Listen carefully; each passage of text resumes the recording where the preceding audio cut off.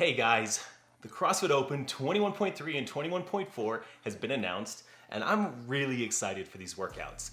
They're gonna be spicy as all get out, and I love that it's a combination of a lot of barbell gymnastics work, like something really spicy to start this off. Then when you finish, you've got 7 minutes to do a heavy lift. Historically, the heavy lift has been like a 1 rep max clean, or 1 rep max clean and jerk, or 1 rep max snatch. What I like about this is it's a 1 rep max complex. I'm not sure if that's actually been done in the open before, but the complex makes this a more skillful situation. It's not just raw grit. You can just clean and jerk something insane. You have to be able to hang on to this barbell after doing 90 pulling movements plus 90 squat or thruster combination type movements. And now you have to hang onto a bar for what takes probably 20 seconds or so to get through the deadlift, the clean, the hang clean, and the jerk. So this is gonna be really challenging. That's my first thought. As I watched the Panchak brothers go through part 1, they flew through it. They went really fast. They broke up the muscle ups more than I thought they would, but generally they blazed through that first part of the workout, and I was actually surprised. I had a number in mind on what I would probably start out with for the deadlift clean, hang clean, jerk complex. And after watching the Panchak brothers, which are much younger than me, and even Scott Panchak, such a strong lifter, and knowing what the numbers they put up were compared to their 1 rep maxes, it has me rethinking what my target weight will be on that complex. It's harder than I thought it would be, given what I watched. So I'm revising those numbers in my head, revising them down a bit, knowing that I'm gonna give everything I can on part 1, and then also, obviously, as much as I can on part 2. But just what I was thinking initially was way too aggressive for this workout. So I'm gonna talk about how I'm gonna approach part 1 and part 2, and then give you some advice on what I think would be good for a general level of fitness going through this workout. So for me, I've got the front squats and the thrusters. In my mind, that's just gonna be unbroken. They're gonna be hard, you're gonna suffer. It's a lot of reps that I've done, high rep front squats, high rep thrusters. It's very exhausting. Toes to bar, for me, are a pretty restful movement. So I'm not gonna try to speed through these in the super fast version of toes to bar that I can do, but I would like to try to go through these unbroken. If my grip starts to give me trouble, I'm gonna jump down, shake out my grip, jump up, and go again. What I don't wanna do is blow up my grip in the toes to bar and then not really have that grip recover by the time I get to chest to bar. So I'm gonna see how it feels while I'm doing it, planning a set of 30, but may break it up into 20-10. That's my plan A is unbroken, plan B, 20-10, depending on how this feels. 1 minute break. Going into the next round, I'm doing front squats unbroken. It's gonna start to get uncomfortable because of the speed of the first section. Now we're in the second section. Gonna get uncomfortable. Now we're on to chest to bar. I will break up the chest to bar. I can do 30 unbroken, and I imagine that I could do 30 unbroken after the work that we've already done in this workout, but I don't think that's strategically smart. Chest to bar pull-ups are a little bit more exhausting for me. They're a little more taxing. They're much more grip intensive. So I'm thinking 2 sets here, something like 18 and 12, maybe even 3 sets that get me somewhere, into like a 11, 10, 9 or something like that, just to take a calculated break. Actually, the more I think about it, I like 11, 10, 9. Quick breaks just to let some blood go back into this section, but those breaks are not even re-chalking if I don't have to. It's just hop down, breath, go. Hop down, breath, go. Finish those 15 thrusters, rest a minute, do my next set of front squats. Now we're on to 30 muscle ups, and I'm thinking that I like the sequence of 8, 7, 6, 5, 4. That gets me to 30. 8, 7, 6, 5, 4. I had to do the math really quick in my head. Is that right? 8, 7, 6, 5, 4. Yeah, sorry. I always have to double check that beforehand. But that's something that I've done in the past where I've had 30 muscle ups as part of a workout, and after doing something else, so I'm fairly fatigued going into it. When I approach the bar on this, I probably could do 10 or 12 unbroken, but then I have like 18 left, and that's just messy. But if I go 8 and 7, I'm halfway there. 6, 5, 4.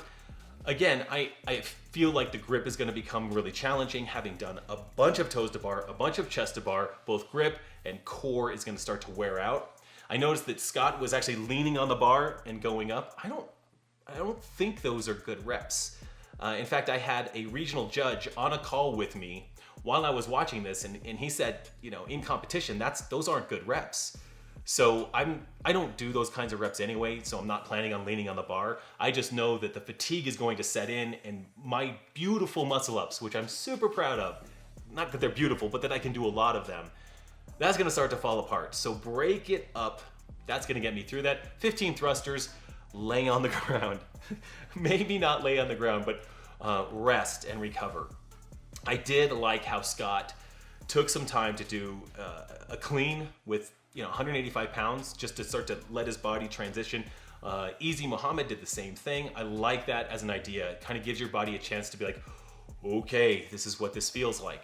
So I think I'll probably do what Scott did and do a quick clean or squat clean, maybe even a clean and jerk at 185. So I have 25s on there, throw 45s on, couple minutes goes by to calm down, try a clean and jerk at 185 just to feel it out. And then put the weight on that I want my actual starting weight to be for the complex, accomplish that. I'm not gonna tell you what it is. I'm a little competitive, but it's above 185 is what I want my starting weight to be. But it's not 315 for sure, it's not that. But I've got a starting weight in mind that I want to hit to safely have under my belt. And then after watching the Panchak brothers, they were suffering. I want a safe weight that I've got a lot of confidence in. I know that number in my head. And then I want to ideally be able to do 2 more sets. So I've got my warm-up set, a working set, a working set, a working set, and then watch the time and see if there's something I can do where I go for broke. Now, having not done this workout, will I repeat this one? And I don't think I'll repeat this workout. I don't want to repeat this workout. But anytime there's an open workout where I really have no idea what to expect, I'm speculating on all of this, having just watched these guys do it. Everything is speculation, and it doesn't mean much until I actually do the workout. And just like 21.1, I did that workout, I thought one and done, and then I was like, gosh, now that I've done it, I know what it feels like, I can approach this differently and just kind of go crazy with it, which I did, and I improved my score dramatically. Will I do that with this workout? I hope not, but I might. So that's kind of where I'm at on that. I don't plan on retesting, but if I need to, I will. Okay, that's my thoughts on how I'm gonna approach the workout. How I think this workout should be approached for people or my clients that I work with. If I was describing this workout to a group of people who are solid, who can do all the movements, but this is a lot of volume for them, and they're not necessarily games competitors, but they're fit human beings. Here's how this workout, I think, should be approached. I think this is a volume workout that builds and really leaves you in a really dark place towards the end, especially part 1. So I think quick, short breaks throughout every single movement is appropriate. And although front squats feel great at the beginning, it's just blast through 15. I think that's a bit of a trap. Kind of like the burpees last week. The first set of burpees, you're like, I am good to go, I am doing burpees. That's a trap, because you eventually start doing burpees that are much, much harder down the road. So I think methodical breakups, quick breaks, short reps or short sets, small sets, call it small sets, is the right approach to this. So something like 6-5-4 on the front squats, maybe 8-7 on the front squats, maybe they're a little easier, 8-7 on the front squats. And then once we get to the toes to bar, 8-7, 6-5-4. Such a great strategy, such a great breakup strategy.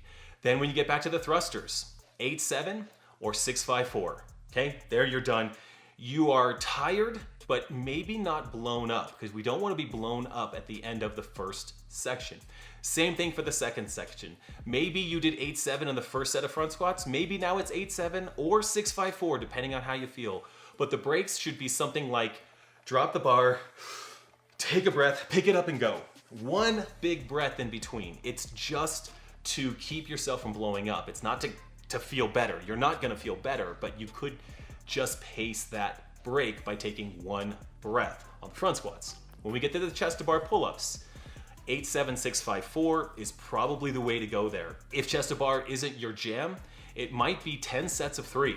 Again, totally fine. 3 pull-ups, step down, take a breath, 3 chest to bars, step down, take a breath, 3 chest to bars. There's nothing wrong with doing that so that you can get through those chest to bars. On that final set of thrusters, if you go 8-7 or 6-5-4, no more than 2 breaths between sets. You're gonna wanna take a lot more breaths at that point. But if you drop that thruster, deep breath, start bending down and pick up the bar and go. That's what you're allowed to do. Not 3 breaths, 2 breaths. Now you're done with section 2. Section 3, 6-5-4 on the front squats is totally acceptable and probably pretty smart, because once you get to the muscle ups, depending on how good you are at muscle ups, this may be where you finish the workout, chewing through muscle ups. If you're great at muscle ups, sets of 3, 4, 5 would be great. It's gonna get taxing really quick. I like to try to get at least 2 muscle ups. If I'm gonna jump up and do 1, I tend to have a nice amount of momentum going into that second one. So even if you did 15 sets of 2, you could get through that. And whatever you do when you get through those muscle ups, hit that last set of thrusters, 8-7 or unbroken. It's a pure sufferfest, but that's the end of part 1, if you can get there. But on the muscle ups, break them up. Break them up. And it's not gonna be a hard call. This isn't gonna be a judgment call. You're literally gonna be feeling it in your body, and you're going to break them up. I know I'm gonna break them up. You're gonna break them up and break them up quickly, and just let that grip catch up. Lots of chalk on the bar. Then, when you get to part 2, again, I think I like the strategy that Scott and Elijah did. A bit of a warm-up set with something heavier. Something that's just a clean and a jerk, a squat clean and a jerk, just to let your central nervous system know, like, hey, we are now transitioning to this different thing. It's a different energy pathway in our body, and we just kind of need to give ourselves a priming rep to start with. So do that. And then pick a starting weight that is not crazy aggressive. You do not want to miss your starting weight. The confidence of getting something done is worth it. So if it's 135, guys, go for 135, get it done. Now you've got a score. You have a score on the board done. Now you can go 155, 185, whatever you need to go from there. But pick a weight that you know that you could do a 1 mile run as fast as you could, rest 2 minutes and hit this lift. Kind of that equivalent, although it's probably even worse than a 1 mile run as fast as you can. That's my thought on that. Final thoughts, chalk and how to hang on to a bar. So I've got 2 parts. One, I do have a video that I'll link in the notes below about grips and how to wear grips when you're doing toes to bar, chest to bar muscle ups. How I wear grips so that my grip becomes much less of a factor in those movements as opposed to the actual core part of the movement that I'm doing. So take a look at my grip video, really good stuff there. I'll actually link it at the end of this as well, but grips will save you here. It'll save your hands from tearing on 90 pulling reps. It'll save your grip from absolutely falling apart with these 90 reps. So that's a big deal, but also think about the bar that you have up there. I think I talk about this in my grip video, but I'm not positive. If that bar is super smooth, it's just a Rogue bar, whatever bar you're using, you know, the one that's at the gym that I'm gonna do has a Rogue bar. There's one I really like. It's got a little grippiness to it, but it's not nearly as grippy as my garage gym bar. So I'd rather use the bar in my garage gym, but I'm probably gonna do this at the regular gym. So one of the things I learned when I was a gymnast in high school, to make a bar, get those little, to make chalk stick and to get those little bumps, it's almost like you're powder coating your own bar, is to actually mix water with sugar, a lot of sugar. Like, you know, a full tablespoon of sugar, like a 2-to-1 ratio of sugar to water. It should be not thick, it shouldn't be like molasses, but you want a lot of sugar and a little bit of water. Get that water on your hands, get that on the bar. Now the bar's wet with sugar water.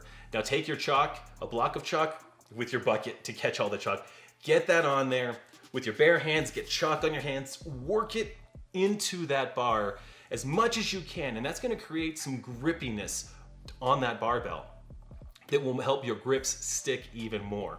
If your grips are worn in, that's great, and your pull-up bar may be different, but for me, if I get some sugar water on that bar, lots of chalk, it makes it really grippy. I'm still chalking up in the workout, but I want that bar to feel very powder coated, and so that's typically pretty helpful if I have control over that bar. Those are my thoughts on 21.3, 21.4. If you enjoyed content like this, please click the subscribe button below. It helps support the channel.